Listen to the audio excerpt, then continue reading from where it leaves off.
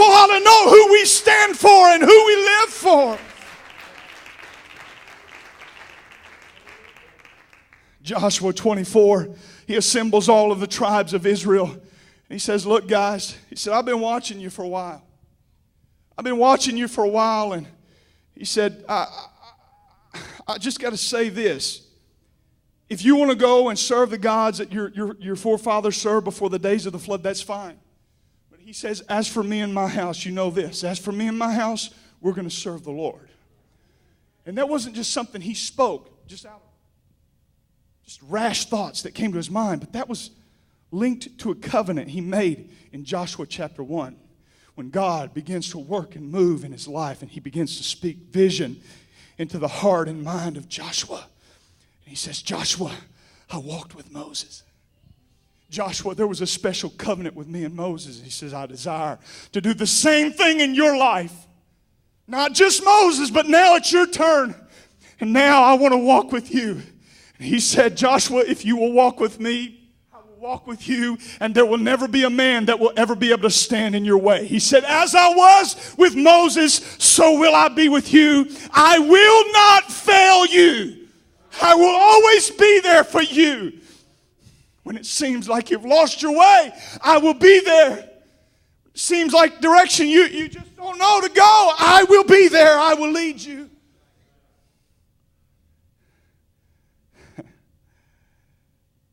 You believe I got $20 for you? Huh? Yeah. How many of you believe I don't have $20 for him? Would you raise your hand tonight? I want you to look at this. There's one right there. Elder Dean doesn't. And right there, there's two. There's three. All right? I want you to do this again. If you do not believe I have $20 for him, I want you to raise your hand. So you got, okay. All right. Now, if you believe that I have $20 for him, I want you to raise your hand. Raise it up high so we can see it. Now look at this. The enemy will come into your life and in your heart, and he'll say, the church doesn't believe in you. They're not for you. Oh, they believe in you. You just saw that. They believe what God has for you. You've got to believe in yourself. You've got to see vision for yourself, and you've got to run after it. The church is for you. The church is behind you. They're not against you. God is with you. The church is for you. And there may be one or two knuckleheads out there who are just, that's all right. God will wipe them off the board. He'll take care of them. Now, do you believe that I have it for you? If you don't, I'm going to go find somebody else, Jack. Brother Hamby said, I do. I do. This guy's desperate over here. He's thinking rallies when he leaves here. Let's go. All right? Now, if you're going to follow me, you can't be looking around. I know there's a lot of beautiful women here tonight, but you can't be distracted by that. You've got to keep your mind on me, all right? You hear me? Do you really want this? Yes. All right, let's go. Not going to be easy. It's going to be kind of dark in the house sometimes. And you're not going to be able to see your way. And every once in a while, you're going to have to mingle with some people maybe you didn't want to mingle with, but you just keep on going. Every once in a while, you're going to have to climb a mountain or two. That's all right. You just keep on going. Don't you ever give up. Because what God has for you, what He promised you, He'll perform it. You just keep on climbing. I'm just kidding. Now, are you watching me or are you watching the girls? Because if you're watching the girls, it ain't going to work like this. All right. And every once in a while, you'll come to a place that feels right and it feels good. And God will say, all right, I got something for you, buddy. Are you ready? Are you sure you're ready? Here you go. What is that? A nickel. That's all right. Is that what I promised you? Is that what God promised you? No. We can't stop here. We got to keep on going. You got to keep on marching. You got to keep on believing. Don't let that nickel discourage you. Just keep on flowing with what you know God has spoken into your spirit.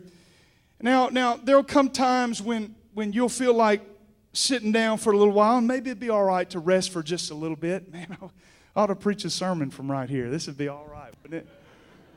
Pastors, try this some night. Just come out and sit with a congregation. This would be awesome.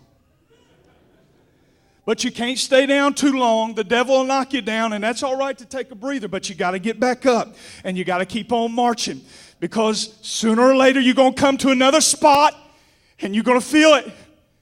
You're going to feel it, and it's going to feel real, and it's going to feel powerful.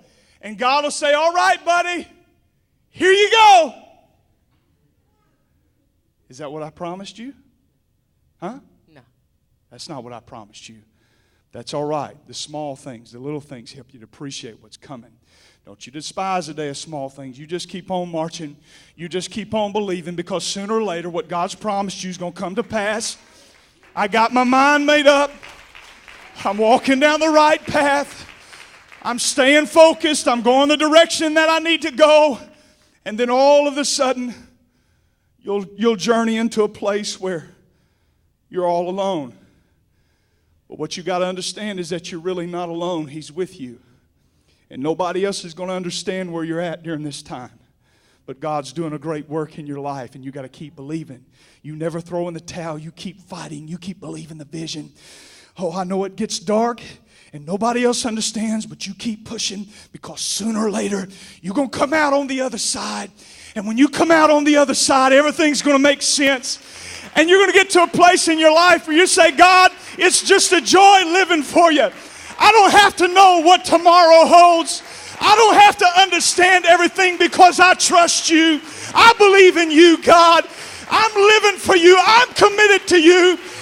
And when you get to that place in your life that you are 100% committed, it doesn't matter where God takes you. It doesn't matter what He's got to take you through or bring you out of. You're 100% committed. God will say, all right, buddy, here you go. What is that?